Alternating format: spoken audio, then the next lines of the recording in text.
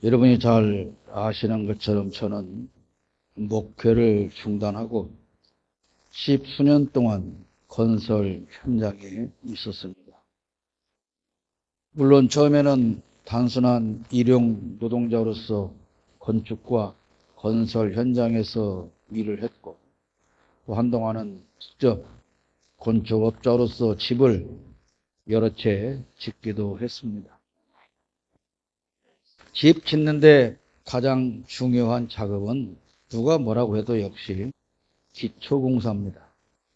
설계 과정에서도 건물의 총 중량과 그 중량이 미칠 하중, 그리고 내진 설계에 이르기까지 이 모든 것은 다 기초공사에 해당하는 아주 중요한 일입니다.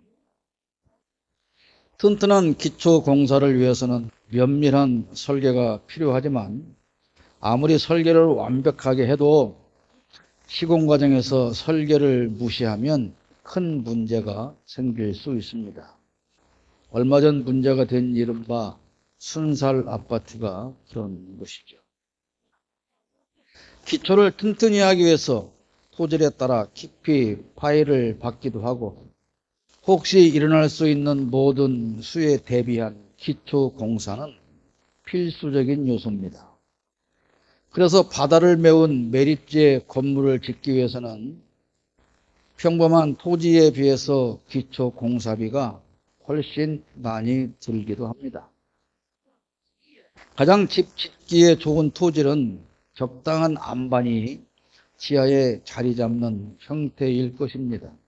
그것을 오늘 본문에서는 반석 위에 짓는 집으로 표현하고 있습니다. 물론 안반 위에 고층 건물, 즉 아파트 등을 짓기 위해서는 그 안반을 뚫고 파일을 박아야 하는데, 얼마나 깊이 구멍을 잘 뚫고 하느냐 하는 것도 대단히 중요합니다. 한때 근처에 지은 모 아파트 공사 시에 안반에 파일을 박는 과정에서 설계대로 하지 않았다는 사실이 밝혀져 큰 문제가 되기도 했습니다만은, 그러나 이 아파트는 아직도 잘 서 있습니다. 물론 언제까지라도 잘 서 있어야 합니다. 문제가 생기면 큰일 나니까요. 몇 달 전에 튀르키예에서 큰 지진이 일어나 지은 지 얼마 안 되는 신축 아파트들이 무더기로 붕괴하는 일이 있었습니다. 그 원인은 부실공사로 드러났습니다.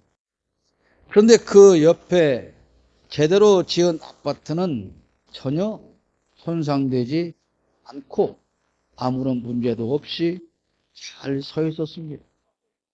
부실공사와 제대로 한 공사의 차이는 이렇게 클 수밖에 없습니다. 지난주에는 아프가니스탄에서 또 대규모의 지진이 일어났습니다. 무너진 집들은 그저 형태도 남지 않고 폐허가 된 모습이었습니다.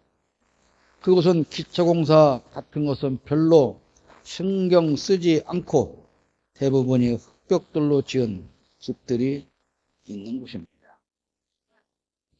오늘 본문은 예수님께서 들려주신 산상설교의 결론 부분입니다.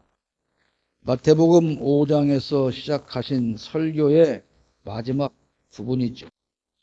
산상설교의 시작은 이른바 팔복입니다. 진정한 복에 대해서 말씀하셨습니다.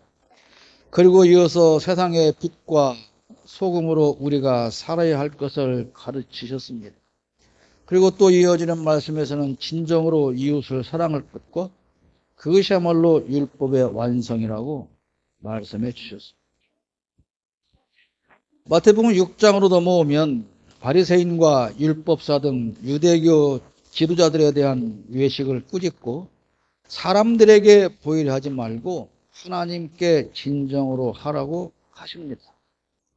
그리고 이어서 기도하는 방법에 대해서 말씀해 주시고 의식주에 대해 염려하지 말라고 하십니다. 그리고 결론적으로 하시는 말씀이 오늘 7장에 기록된 말씀입니다.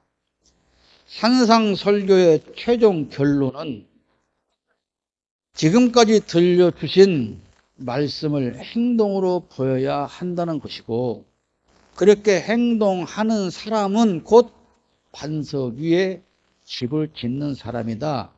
그런 뜻으로 말씀을 하고 있는 것입니다. 그러므로 지금까지 많은 말씀 마태복음 5장부터 쭉 이어온 말씀을 하시고 나서 그러므로 누구든지 나의 이 말을 듣고 행하는 자는 그 집을 반석 위에 지은 지혜로운 사람 같다. 그렇게 말씀하시는 것 아닙니까? 이렇게 예수께서 가르쳐 주신 말씀을 지키고 행동하는 사람은 믿음이 견고한 사람이라서 세파에 흔들리지 않지만, 그렇지 않고 같이 말씀을 들었어도 행동으로 옮기지 않는 사람은 마치 모래 위에 집을 짓는 사람 같아서 그 믿음은 곧 무너진다고 하는 것입니다. 그러니까 믿음의 기반은 뭡니까? 믿음의 추초는 바로 예수님의 말씀대로 사는 것이다. 예수님의 말씀대로 사는 것이 반석 위에 기초 공사를 하는 것이다. 그런 것이죠. 그래서 26절로 27절에도 보면 나의 이 말을 듣고 행하지 아니하는 자는, 그러니까 5장 1절부터 쭉 지금까지 산상 설교를 들었는데 이걸 듣고 행하지 아니하는 자는 그 집을 모래 위에 지은 어리석은 사람. 그래서 비가 내리고 창수가 나고 바람이 불어서 그 집에 부딪히면 무너져 내린다. 그런 말씀이죠. 그러니까 예수님이 말씀하신 믿음이 좋은 사람은 어떤 사람입니까? 예수님의 말씀을 행동으로 보이는 사람이다. 우리가 말하는 믿음 좋은 사람은 어떤 사람입니까? 새벽마다 기도 안 빼먹는 사람, 밤마다 자기 전에 기도하는 사람, 하루 종일 틈만 나면 찬송 부르고 말씀 보는 사람. 우리가 생각하는 믿음 좋은 사람은 늘 예배당에 가서 봉사하고 청소하고 하는 사람이죠. 그러나 오늘 본문에서 말씀하시는, 예수님의 말씀하시는 믿음 좋은 사람은 예수님께서 해 주신 말씀을 듣고 행동으로 보이는 사람이 믿음이 좋은 사람이다. 그런 뜻입니다. 그러면 반대로 믿음 없는 사람, 즉 믿음이 없이 모래 위에 집을 짓는 사람들은 어떤 사람이냐? 그거를 오늘 생각해 보고자 하는 것입니다. 모래 위에 집을 짓는 사람은 어떤 사람일까요? 1절에 비판을 받지 아니라고는 비판하지 말라, 이렇게 말씀하고 있습니다. 그러니까 비판하는 사람이 유식하는 사람이고, 유식하는 사람이 모래 위에 집을 짓는 사람인데, 여기에 비판이라는 단어를 새 번역에서는 심판이라고 번역하고 있고, 현대인의 성경에서는 판단이라고 번역하고 있습니다. 그러니까 본문에서의 비판은 단순한 비판을 말하지 않습니다. 그 설명은 3절에 기록되어 있습니다. 어찌하여 형제의 눈 속에 있는 티는 보고 네 눈 속에 있는 들보는 깨닫지 못하느냐. 그리고 이어지는 5절 말씀을 보면 그 비판이라는 뜻은 더욱더 분명해집니다. 유식하는 자여, 먼저 네 눈 속에서 들보를 빼어라. 그 후에야 밝히 보고 형제의 눈 속에서 티를 빼리라. 정치인들이 가장 많이 사용하는 말이 뭡니까? 내로남불. 내가 하면 노면 쓰고 남이 하면 불륜이다. 그런 것 아닙니까? 여당과 야당의 정치인들이 서로 비난하고 심판하며 정죄하는 말들 속에서 우리는 이런 모습을 매일 보게 됩니다. 그런데 이런 사람을 위 5절에서는 유식하는 자라고 합니다.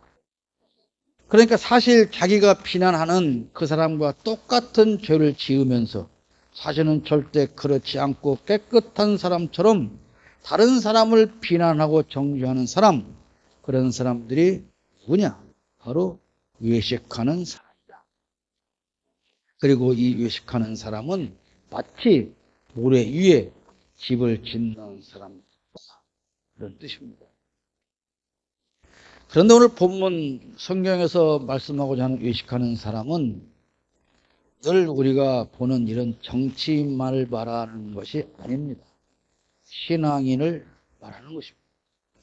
특히 교회 안에서의 지도자들을 일컫습니다. 목회자와 장로와 같이 이런 중직자들이 깊이 새겨들어야 할 말씀인 것입니다.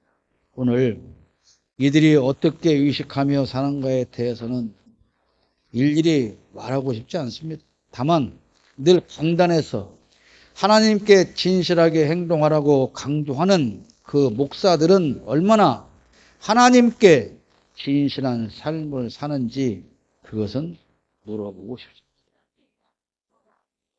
어떤 양심적인 사람들은 그렇게 말합니다. 나도 바르게 살지 못하는데 어떻게 다른 사람의 죄를 지적할 수 있느냐라고 하지. 과연 이 말은 양심적인 발언일까요? 그렇게 말하기 전에 진정으로 내 자신이 바르게 살지 못한다는 생각이면 지금부터라도 우선 자신이 바르게 살도록 해야 하지 않겠습니까? 나는 바르게 살지 못하면서 바르게 살 생각도 없으면서 그래서 남들도 비판하지 않는, 그거는 결코 양심적이라고 말할 수는 없습니다. 오늘 이 외식한다는 말의 핵심은 이런 거지요. 나는 너처럼 그렇게 엉터리로 예수 믿지 않아. 너는 그렇게 예수 믿고 그 따위로 사니까 복을 못 받는 거야. 그렇게 사니까 늘 사기당하고 늘 피해당하고 사는 거야. 그 따위로 살면서 어떻게 사업이 잘 되기를 바랄 수가 있어. 그렇게 살아서 구원받고 천국이나 가겠어? 아니 어떻게 예수 안 믿고 교회 안 다니는 사람들과 친구를 할 수가 있어? 이렇게 생각하고 말하고 사는 사람들이 누구라고요? 바로 외식하는 사람, 모래 위에 집을 짓는 사람이다. 그런 뜻입니다. 또 다른 모래 위에 집을 짓는 사람은 잘 못 구하고 찾고 두드리는 사람입니다. 7절 말씀 우리가 너무나 잘 아는 말씀. 구하라. 그리하면 너에게 주실 것이요 찾으라. 그리하면 찾아낼 것이요 문을 두드리라. 그리하면 너에게 열릴 것이다. 여기서 무엇을 구하고 무엇을 찾고 무엇을 찾기 위해서 문을 두드리라고 하는 것이냐. 이것이 대단히 중요한 것입니다. 목사들이 설교에서 가장 많이 인용하는 말씀인데 구하면 주실 것이고 찾으면 찾을 것이고 두드리면 열릴 것인데 왜 당신들은 누르지 못하느냐? 누르지 못하는 것은 바로 구하는 기도를 하지 않기 때문이다. 그런 말이죠. 아들이 떡을 달라는데 돌을 주며 생선을 달라는데 뱀을 줄 사람이 없다고 하지 않느냐. 그런데 왜 당신들은 하나님께 기도해서 구하지 못하고 부자가 되지 못해서 그렇게 가난하게 사느냐. 그런 말이죠. 그럼 본문에서 구하라고 하는 것은 무엇을 구하라는 것입니까? 잘 먹고 잘 살기를 기도하라는 것입니까? 이 앞에 6장 31절에서 주님은 분명히 말씀하십니다. 그러므로 염려하여 이르기를 무엇을 먹을까 무엇을 마실까 무엇을 입을까 하지 말라. 이렇게 말씀하신 예수님이 곧바로 야, 잘 먹고 잘 살고 싶으면 구하고 찾고 두드려봐. 간절히 기도해. 이렇게 말씀을 하셨을까요? 그런 뜻일까요? 뭐가 이상하지 않습니까? 바로 6장에서 의식주에 염려하지 말라. 그래놓고 곧, 야, 잘 먹고 잘 살고 싶어? 그러면 구하고 찾고 두드려. 이거는 말이 논리에 맞지 않잖아요. 그러니까 적어도 구하고 찾으라는 말씀 직전에 그러면 예수님은 어떤 말씀을 하시면서 구하고 찾고 두드리려 하셨냐? 그 앞에 말씀을 봐야 하지 않겠습니까? 뭐라고 하셨습니까? 구하고 찾으라는 말씀 직전에 예수님 하신 말씀은 뭐예요? 의식하지 말라.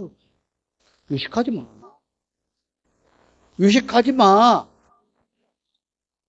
구하고 찾고 두드려 봐. 그러면 다 주셔.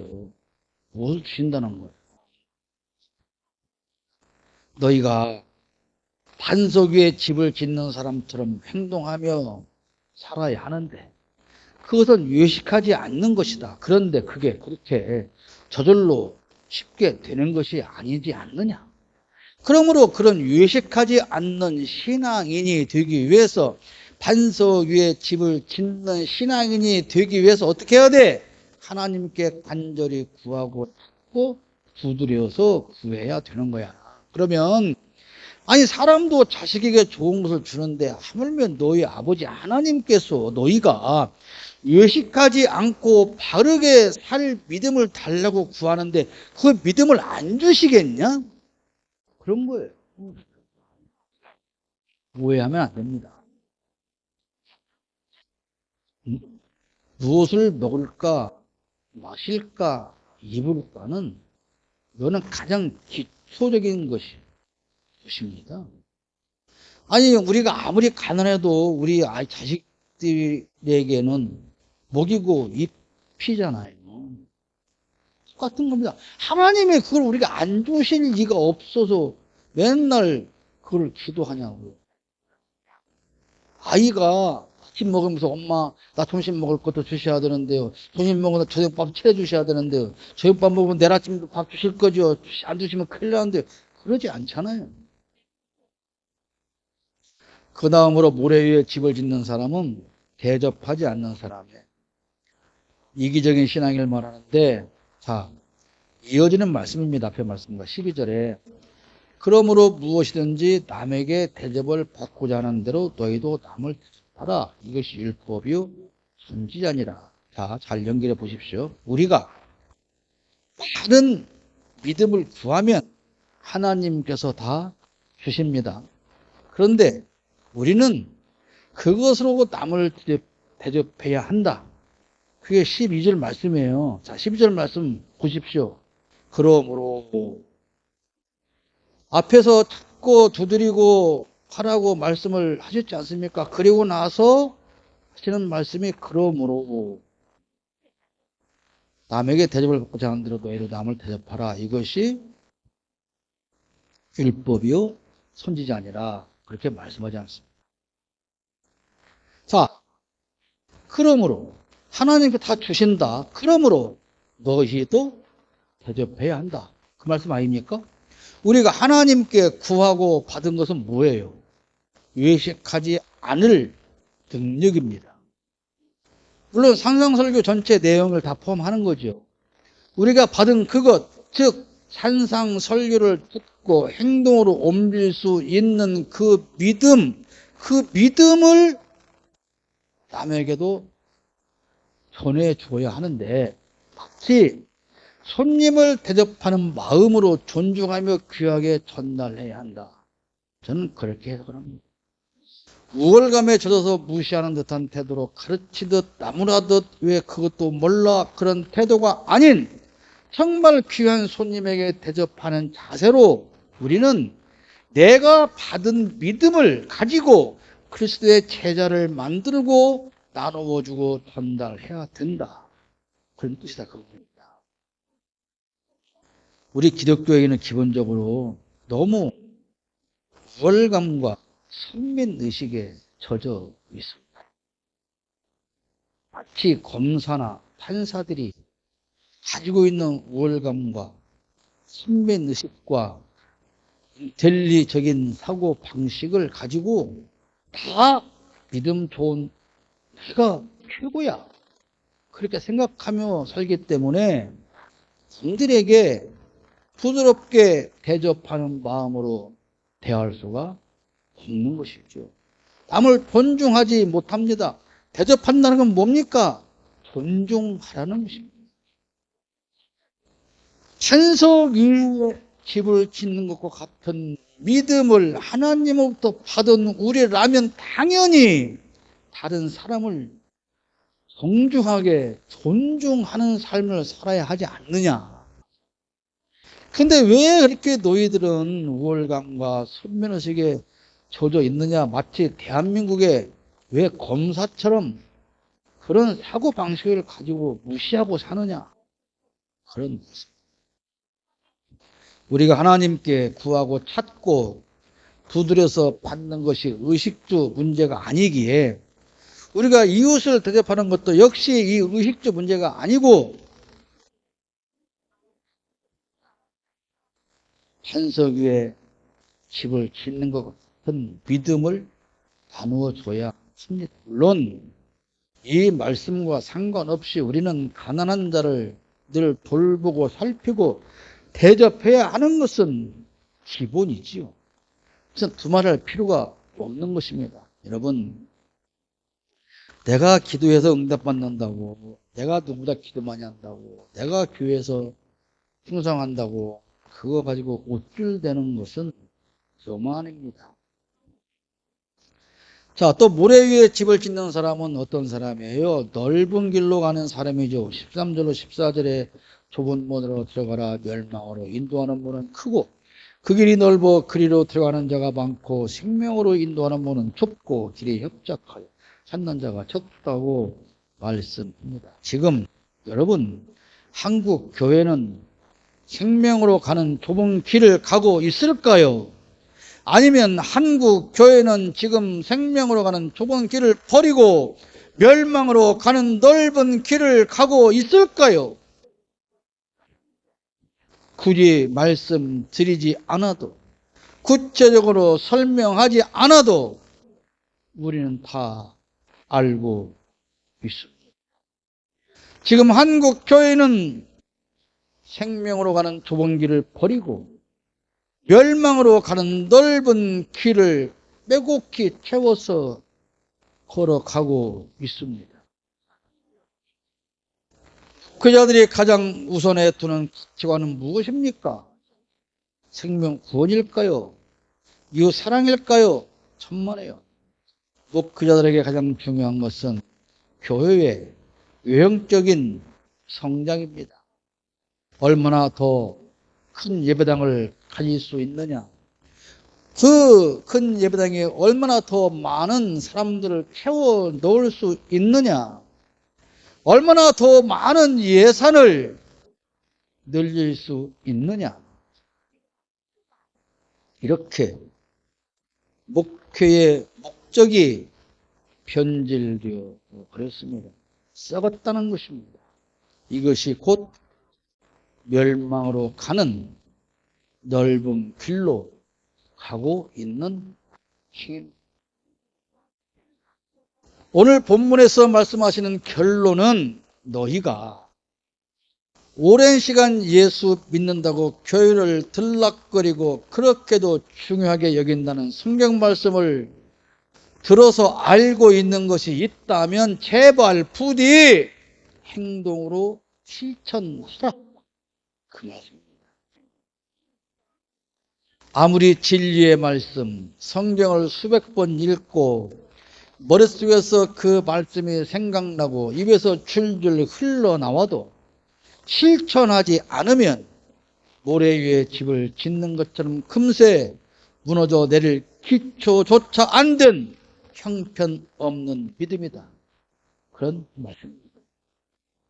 현재 우리나라의 정권은 이른바 법 전문가들이 장악하고 있지 않습니까? 육법 전서를 달달 외워서 그 어렵다는 사법고시를 통과한 사람들이죠. 이 사람들 머릿속에는 모든 법이 다 담겨 있고 입을 열면 헌법으로 시작해서 모든 법이 줄줄 흘러나옵니다.